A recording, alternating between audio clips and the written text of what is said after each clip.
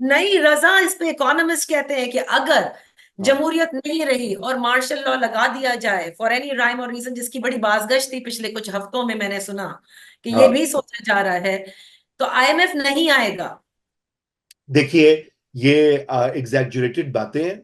IMF ने पाकिस्तान में भी जब मिलिट्री डिक्टेटरशिप्स थी, और दुनिया में और जगहों पे भी, लातीनी अमेरिका में, अफ्रीका में पैसे बांटे हैं 1980s में, 90s में, 2000s में। इजिप्ट में कौन सी जमहूरियत है? मिस्र में, जहां पे हुस्नी मुबारक साहब को पहले वो होते थे, फिर अब सीसी हैं। और वहां भी आईएमएफ के मतवातिर प्रोग्राम चलते रहे हैं। देखिए, ये इदारे हैं, बेसिकली ये पैसे बांट देने वाले हैं ताकि सूद मिले उनको वापस, और उनकी जरा पावर जो है खित्तों में, मिडिल ईस्ट में, साउथ एशिया में, लैटिन अमेरिका में, उनकी पावर बरकरार रहे। ये एग्जैगरेटेड बातें होती हैं। मगर ये भी हमारी गुफ्तगू का टॉपिक है। हम तो चाहते हैं कि इस्तेकाम हो, हम तो चाहते हैं पॉलिसी स्टेबल हो, हम तो चाहते हैं कि पाकिस्तान के जो इंटरनेशनल फाइनेंशियल इंस्टीट्यूशंस है उनके साथ रिलेशनशिप जो है वो सही रहे। मगर ओके। प्रॉब्लम यह है कि पाकिस्तान के अंदर जो है वो कोई डायरेक्शन नहीं दिखाई दे रही। देखिए, मसला ये कि अभी जो गवर्नमेंट है, आप ये मुझे बताइए कि ये गवर्नमेंट जो है, आपको कहाँ इसका कोई रोल दिखाई देता है? चलिए, फॉरेन इन्वेस्टमेंट, आपने एसआईएफसी का जिक्र किया, वो तो ड्राइविंग सीट पे कोई और बैठा हुआ है, ठीक है। चला रहे हैं जनरल आसिम मुनीर साहब। अच्छा, आपने कहा कि डोमेस्टिक जो पोलराइजेशन है, वो तो सुप्रीम कोर्ट ऑफ पाकिस्तान चला रही है उसको, या बढ़ा रही है, या कम कर रही है, या उसके ऊपर फैसला कर रही है। अच्छा, यू बिलीव दैट रजा कि वो बढ़ा रहे हैं या कम कर रहे हैं? नहीं, मेरे ख्याल से देखे ना, जो भी, बिल्कुल, अगर आप नून लीग और कुछ पीपल्स पार्टी के लोगों से बात करेंगे, वो तो कहेंगे कि सुप्रीम कोर्ट बढ़ा रही है, और वो प्रो इमरान खान है, वो उनका टिल्ट बड़ा क्लियर है। अगर आप पीटीआई से बात करेंगे तो वो कहेंगे कि जी, ये तो जस्टिस काजी फाइज ईसा जो है, ये तो हमारा दुश्मन है, और ये तो हमें तंग कर रहा है, हमें डिनाई कर रहा है हमारे जमहूरी और आईनी हकूक, और ये कि ये जिम्मेदार है इस पूरे गन का। वो बल्ले के निशान वाला केस बार बार आपको बता दोहराया जाता कोर्ट है। होता है जी। तो आइदर वेज ये गेम कहाँ है? पार्लियामान एक बेख्तियार, यानी कि एक जमाने में चलो पार्लियामेंट जो है रबर स्टैम्प तो ना भी हो, डिबेटिंग क्लब तो होती थी ना। यूसुफ रजा गिलानी ने खड़े होके वहां पे तकरीरें की, कवानीन बदले, 18वीं तरमीम लेकर आए। नवाज शरीफ के जमाने में, जिसके बाद जो 2013 की गवर्नमेंट थी, वहां पे कुछ हुआ। हत्ता के, और इमरान खान का जो था दौर, उसमें पार्लियामेंट बिल्कुल, जिसे कहना चाहिए कि वो एक दिन में, अगर आपको याद होगा, कितने 36 बिल 36 मिनट्स में पास हुए। तकरीबन वर्ल्ड रिकॉर्ड है कि आधे घंटे के अंदर अब जो है सारे बिल ठका ठक ठप्पे लगे। बिल्कुल सही कह रहे और हैं। एक रिटायर्ड कर्नल पार्लियामेंट के अंदर मौजूद होते थे। यानी कि हम्म। आप बताएं ना कि इससे ज्यादा। अच्छा, अब मसला ये होता है कि जब आप वो मामला सेट कर देते तो उसको चेंज करना बड़ा मुश्किल होता है। जो चुनाचे अब ये हुआ है कि उसकी पार्लियामेंट की बेवकूफी, बेतौकीरी अब एक नॉर्म बनती जा रही है। पिछले 5-6 साल से हम ये देख रहे हैं, उसकी कोई अहमियत नहीं देता उसको। इमरान खान जाते ही नहीं थे पार्लियामेंट में, नवाज शरीफ भी बहुत कम जाते थे, उनको भी कोई शौक नहीं होता। ये पता नहीं अब शहबाज शरीफ कितना चाहते हैं, और क्या वहां पे वो करते हैं। अभी तो प्रॉब्लम ये कि वहां पे एक बहुत बड़ी ऑपोजिशन भी है, जो कि सही। गवर्नमेंट को हुटिंग भी करती है, उनके फैसलों को, कानून साजी को इम्पीच भी करेगी। इसलिए वो कहते हैं जी, इसको कम ही रखो, दूर ही रखो, कहीं और जाके फैसले करते हैं।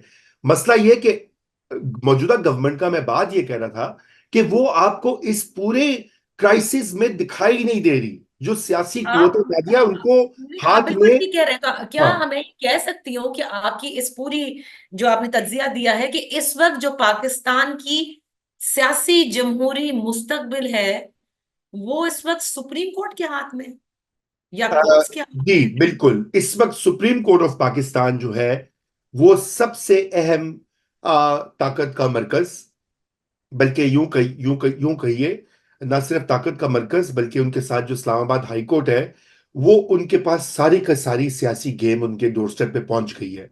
और इसको पहुंचाने में कसूर सियासतदानों का भी है, इस्टेब्लिशमेंट का भी है, और खुद अदलिया की भी जो ओवर इंटेलिजेंस, या वो अब वो कह रहे हैं जी, अब हम कोर्स करेक्शन करेंगे, हमने पहले बड़ा गलत किया है। अब हम गलत नहीं होने देंगे, ठीक है ना। अब आपने 66-70 मैनिला के नोट का जिक्र किया है। जी अब हम बिल्कुल, मैं उसी पे आ रही थी कि जरा इसको आप किस तरह से हाँ, देख रहे हैं ये तो बताइए, क्योंकि इनके ऊपर भी काफी जो है वो, आई मीन वेरी सेफली आइड से कि लोग ये कहते हैं कि इनकी लाइकिंग नजर आती है तहरीक इंसाफ की तरफ, और वो अक्सर न भी जिक्र हो रहा हो तो वो जिक्र ले आते हैं केस में। देखिए बात यह है कि जस्टिस अतर मिनल्ला, नादिया, मैंने आपको पहले भी कहा था कि जस्टिस अतर मिनल्ला कोई पार्टिजान या सियासी जज नहीं है। पहली बात तो ये मेरे ख्याल से लोगों को ये मुगालता दूर होना चाहिए।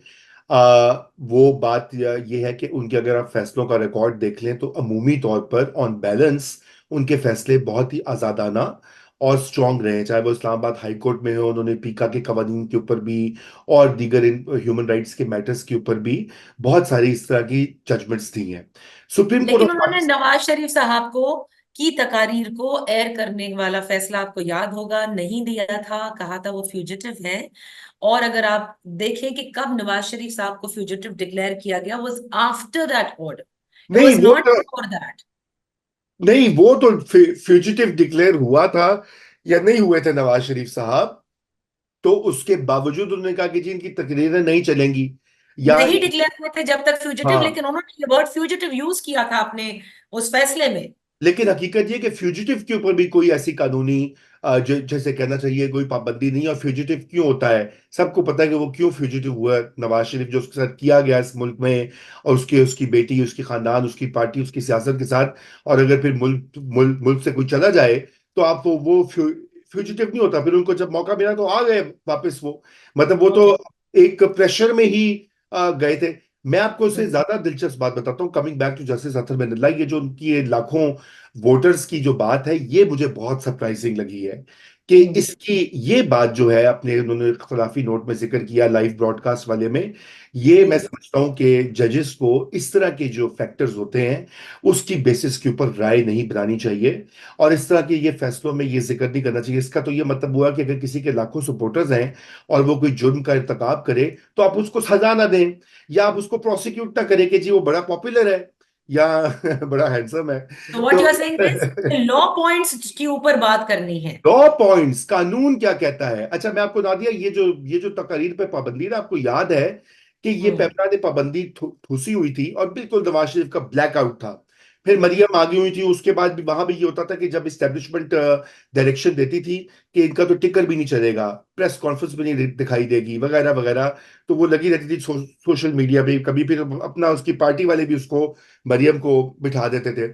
तो उस वक्त सिविल सोसाइटी के और कुछ जर्नलिस्ट जो है उन्होंने एक पिटिशन तैयार की, नजम सेठी साहब ने और दीगर लोगों ने। उन्होंने कहा कि हम अप्रोच करते हैं हाई कोर्ट को, इस्लामाबाद हाई कोर्ट को, और वहां पे जाके हम ये कहते हैं कि ये गैर कानूनी और गैर आईनी पाबंदी है, इसको चैलेंज किया जाए। तो पहले जो लिस्ट आई उसमें सारों के नाम थे, नसीम जहरा साहिबा, सलमान अकरम राजा भी थे, human rights commission of Pakistan, अल गरज के बहुत सारे, आसमा शिराजी, मैंने भी दस्तखत किए थे, वगैरह वगैरह।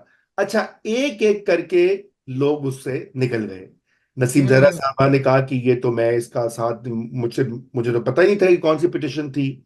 सलमान राजा साहब ने वकील होना था गालिबन, चूंकि वो पिटिशन आगे नहीं चली तो कोई हुआ नहीं। और कुछ सिविल सोसाइटी की तंजीमें थी वो भी इससे पीछे हट गई थी।